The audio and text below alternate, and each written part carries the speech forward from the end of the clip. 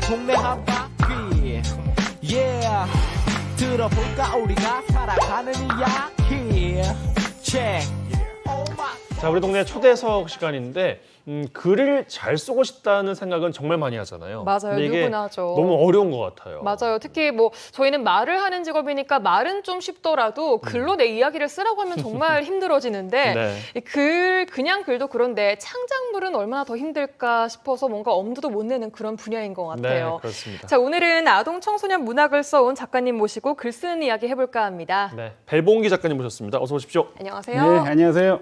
소개 좀 부탁드리겠습니다. 예, 저 작가 배봉기입니다.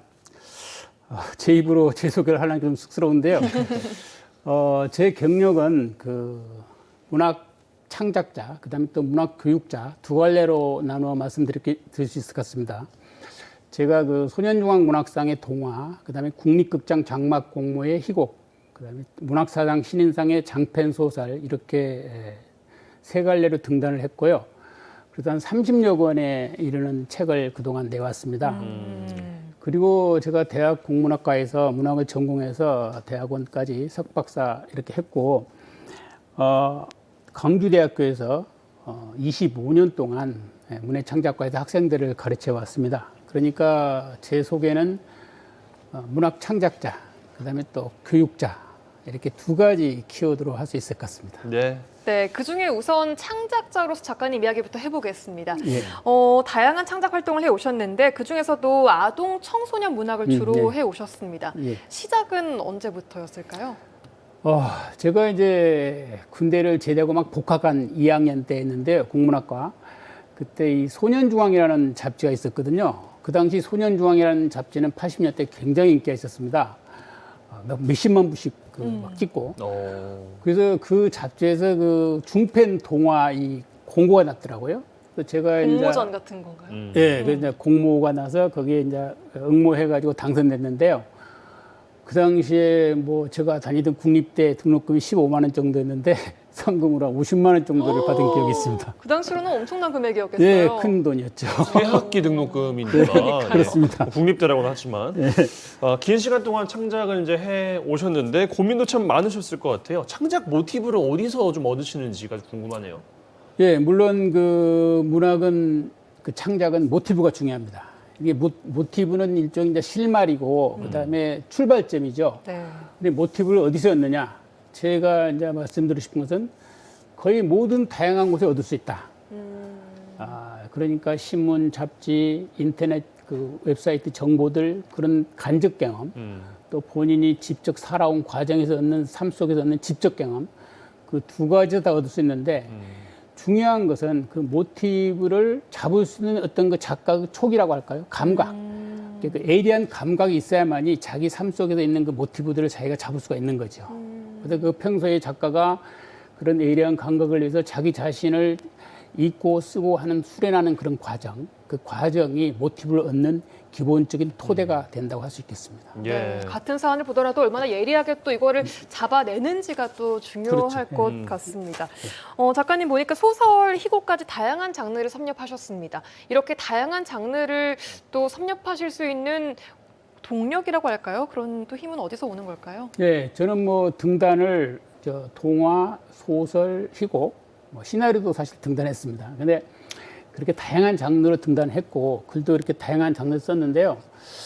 이 문학이란 이렇게 그 뭐랄까요, 번박하게 그냥 보통 이렇게 말하면 인간의 삶을 표현하는 것이죠. 근데 인간의 삶을 표현하는 방식, 그 방법이 장르라고 할 수 있습니다. 그래서 이제 그 제가 그 다양한 장르의 어떤 문학을 한 것은 인간의 삶을 다양한 방식으로 표현하고 싶다. 그런 그 제 속에 있는 욕망이 작동하고 있었다고 봐야겠죠.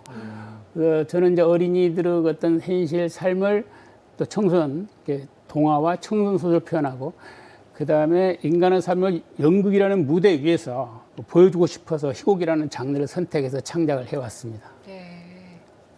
그리고 그런 다양한 글쓰기에 대한 저력을 또 물으셨는데 그건 제가 볼 때는 글쎄요, 이제 굳이 말한다면 그 호기심. 작가는 호기심이 있어야 합니다. 인간의 어떤 다양한 삶의 어떤 여러 양상에 대한 호기심. 그 다음에 그 호기심을 결국 표현하는데 뒷받침 될 수 있는 것은 독서력입니다. 많이 쓰기 읽어야 전에 되는군요. 많이 읽어야 되는 거죠. 이게 그러니까 그 풀을 뜯지도 않고 젖이 나오게 바랄 수는 없는 것이죠, 소가. 마찬가지로 다독, 많이 읽는 것이 중요하다고 생각합니다. 네, 네. 알겠습니다. 글 쓰는 거랑 가르치는 건 또 다르지 않나 생각이 드는데 예. 25년간 제자들을 가르쳐 오셨잖아요. 예, 예. 글쓰기를 가르치는 데 있어서 가장 중요한 건 또 뭐가 있을까요? 네, 저는 뭐 광교대에서 이제 25년 동안 문예창서 창작을 강의를 해왔는데요. 이 가르치는 데 있어서 이제 교수는 사실 이 창작을 가르치는 교수는 본인의 글쓰기도 중요하거든요. 네. 자기가 쓰면서 그 쓴 경험을 가지고 학생들하고 같이 소통할 수 있으니까요. 네, 네. 그 창작 강의에서 가장 중요한 것은 그 학생들의 작품을 발표해가지고 같이 읽고 평가하는 이제 합평이라고 합니다. 합평의 과정인데 그 합평의 과정에서 교수는 엄정해야 합니다. 이게 엄정하다는 것은 아주 엄격하게 봐야 한다는 것이죠. 그냥 적당히 봐주고 뭐 그냥 문제가 있어도 그냥 괜찮다, 잘 썼다, 무조건 칭찬하고 이건 아닙니다. 그래서 엄정해야 되고 다만 그 엄정함 속에는 제자의 그 발전을 바라는 교수의 어떤 소망이라고 할까요? 그거 있어야 합니다. 그 엄정함과 소망이 결합되어 있는 것이 제가 뭐 노하우로 하면 노하우로 할 수 있겠네요. 네. 그리고 기억에 그- 남는 에피소드. 예, 맞아요. 제가 그 아동문학론을 강의하면서 그 제가 2학년 1학기 과목이거든요. 그 처음으로 동화를 발표한 학생 하나가 그 당시 대학생들. 예, 맞습니다. 대학년 이제 2학년 1학기 애완용 뱀에 대한 그 동화를 발표했습니다. 이게 뱀이 막 방 안에서 막 애완용 뱀이 빨갛고 파랗고 막 이런 게 있나 봐요. 그래서 방 안에서 사라진 거예요. 집 안에서. 무섭잖아요. 뱀이. 그렇죠. 무섭고 막 섬뜩하죠, 징그럽고. 그냥. 동화라고 예. 하기에는 조금 무서움이 드는데요. 그런데 그 동화를 학생이 발표하는데 쫙 듣고 나니까 뱀이 너무 귀여운 거예요. 그래서 이게 제가 그 학생은 동화를 통해서 그 우리들의 그 상투적인 그 생각, 선입견 그걸 극복하게 만든 거죠. 설득을 한 거죠, 독자들을. 그런 독자를 설득하는 거니까 그 학생은 성공적으로 우리를 설득해 낸 거죠, 교수와 학생들을. 그래서 제가 그 자리에서 단언을 했습니다. 이건 좋은 글이다. 이 학생은 단언코 분명히 앞으로 좋은 작가가 될 것이다. 근데 그 학생은 뭐 학부 때 4학년 때 중앙 일간지 신춘문예 당선되고 그다음에 바로 또 그 중앙 아주 유수한 문학지의 그 청소년 소설도 당선되고 지금은 뭐 샛별처럼 떠오른 작가가 돼서 뭐 쓰는 뭐 작품마다 뭐 드라마되고 영화되고 막 이러고 있습니다. 뿌듯하시겠어요. 유명한 작가가 돼 있어요. 그러니까요. 그렇죠. 제자가 그렇게 큰 걸 보면 교수로서 굉장히 좋죠. 그러니까요. 네. 앞으로의 작가님의 삶은 벌교에서 이어가실 거라고 들었습니다. 지금 벌교에 정착하셨다고 들었는데 예. 벌교를 선택하신 이유가 또 있을까요? 예, 제가 뭐 광주대에서 한 25년 강의를 하면서 한 100여 명에 이르는 동화 작가, 청소년 작가를 배출했습니다. 그래서 한 3년 전에 제가 맹퇴를 하고 또 여행을 한 1년 다니다가 또 이제 코로나가 이렇게 와가지고 한 2년 또 이제 집거를 하고 이렇게 한 3년 정도 지나니까 뭔가 다시 좀 해보고 싶다. 그래서 대학 밖에서 이제 그 대학에서 제가 했던 것처럼 작가들을 좀 양성하고 싶다. 그런 마음을 가지고 이제 벌교에다 일단 그 창작 아카데미를 열었는데요. 그 제가 벌교를 선택한 것은 일단 벌교가 이제 그 뭐 부루의 대하 소설 그 태백산맥의 무대죠. 거기는 또 문학 관광지로 조성이 잘 돼 있더라고요. 아주 네. 깔끔하게. 그것도 있지만은 보다 중요한 것은 이 벌교가 가진 지리적 그 위치 때문이었습니다. 벌교는 전남 지방의 교통의 요충지라고 할 수 있습니다. 여수 순천에서 30-40분 거리고 광주에서 1시간 거리고 그래서 이 전남 지역의 이 문학 지망생들이 좀 손쉽게 접근할 수 있는 거리. 그게 제가 벌교를 선택하게 한 동기라고 볼 수 있습니다. 네. 연구는 전혀 없으신 거고요, 벌교에는. 네, 여행만 다녔던 곳이죠. 여행만. 예, 알겠습니다. 그럼 그곳에서는 동화나 청소년 소설을 중심으로 강의가 좀 이루어질까요? 예, 그렇습니다. 이제 벌교에 제가 여는 창작 아카데미는 동화반, 청소년 소설반 이렇게 두 개 반으로 이제 운영을 할 계획입니다. 이제 네. 3월 초에 그 지금 시작할 계획인데요. 네.